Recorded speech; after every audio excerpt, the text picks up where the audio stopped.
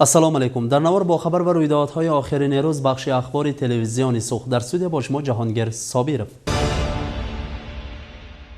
موافق قرار حکومت هفته اول ماه اکتبر از سال 2019 آغاز کرده هفته کهنسالان اعلان گردید. قرار مذکور در ناحیه سوخت نیز اجرای خود را می‌یابد. امروزها در سرزمین سوخت شخصیت‌های بزرگ زندگی دارند که در برقراری رشد اقتصادی و معنوی مردم این واحه نقش باسزایی را از خود باقی گذاشته امروز به قول دولت پیری میرانند و نه تنها راهنما و رهبر خاندان و عائله خود بلکه نورسان و جوانان محله‌ها و دهات خود نیز میباشند.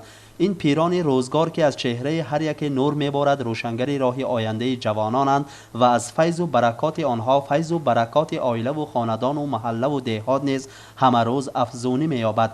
به قدر خدمت‌های آنها رسیدن، احترام آنها را پاس داشتن از فضیلت حمیده هر انسان است و انسان بودن و چون انسان زیستن را میتوان از آنها آموخت. خوشبختانه در جامعه امروز ما موقع کهنسالان مستحکم گردیده آنها در حیات اجتماعی فعال میباشند. قرار حکومت جمهوری درباره چاره و تدبیرها عاید جایگاه کهنسالان و فعالناکی اجتماعی آنها در جامعه قبول گردیده که موافق آن هر سال هفته اول ماه اکتبر همچون هفته کهنسالان جشن گرفته می شود. هفته کهنسالان در ناحیه ما نیز در سویه بلند تشکیل کرده شد و در دوام هفته به خاندان نورانیان روزگار دیده و احتیاجمند رهبر ناحیه تشریف فرموده به آنها محصولات های آذوقه‌واری تحفه نمود.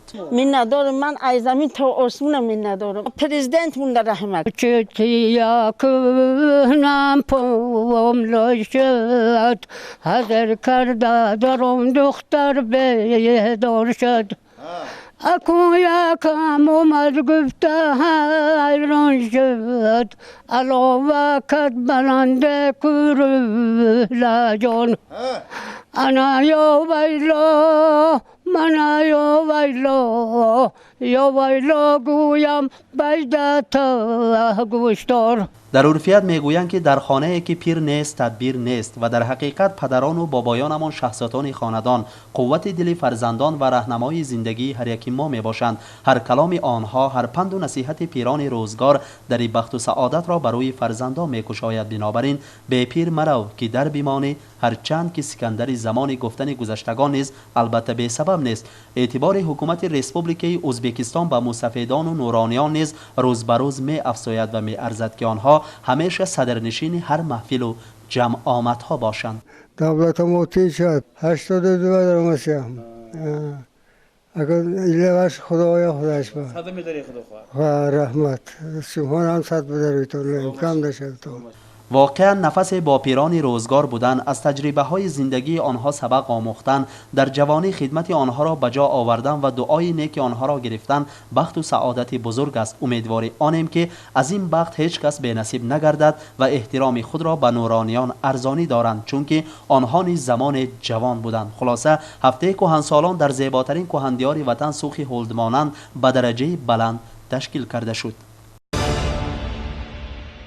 گرفتن دست فتادگان یکی از عملهای ثوابترین به شمار می رود و پدر و بابایان ما از ازل به این عمل ثواب دست زده آمدند و خوشبختانه این عمل ثواب امروز ها نیز ادامه می یابد.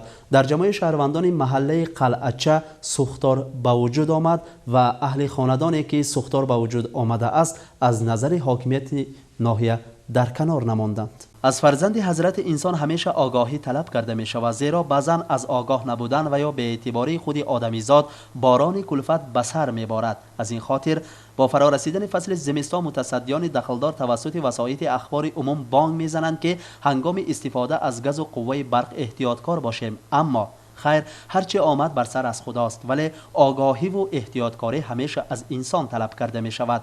روز 5 اکتبر سال جاری در یکی از خاندانهای محله قلعچه سوختار به وجود آمد و هرچند به تیزی خاموش کردن اهل این خاندان ضرری جدی دیدند. قسمهای اساسی 3 خانه سوخته است اما مردم ما را عادت خوبی هست که همیشه دست فتاده را می گیرند. با برابر شنیدن این خبر ناخوش رهبر ناحیه فرخ و صرف به دهه مذکور رفته حالت را آموخت. معلوم گشت که سر و لباس و انجامهای خوانش فرزندان این خاندان نیز هنگام سوختار سوخته خاکستر شده است. منم همه چیزا کوی سوخته یک تا سر تن انگوش مون خلاص.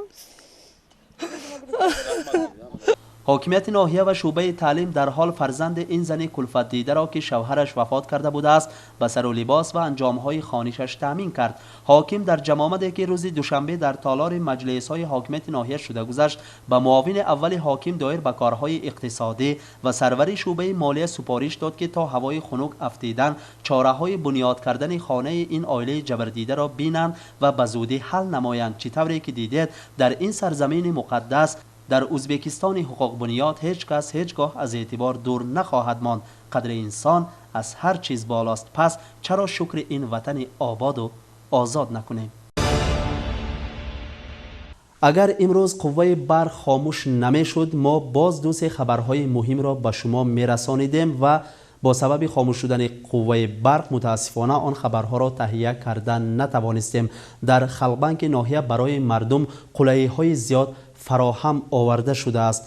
خادمان شعبه کارهای داخلی با آنهایی که یک چند سال در ساحه مذکور فعالیت برده و الحال در نفقه می باشند واخوری تشکیل کردند و باز یک چند خبرهای مهم در بخش اخبار یعنی در برنامه آینده پیشکش شما کرده می شود و در همین جا به بخش اخبار حسنی انجام می بخشیم. اما شما ما را ترک نکنید زیرا برنامه های استراحتی تلویزیونی سوخ شما را در پیش منتظرند.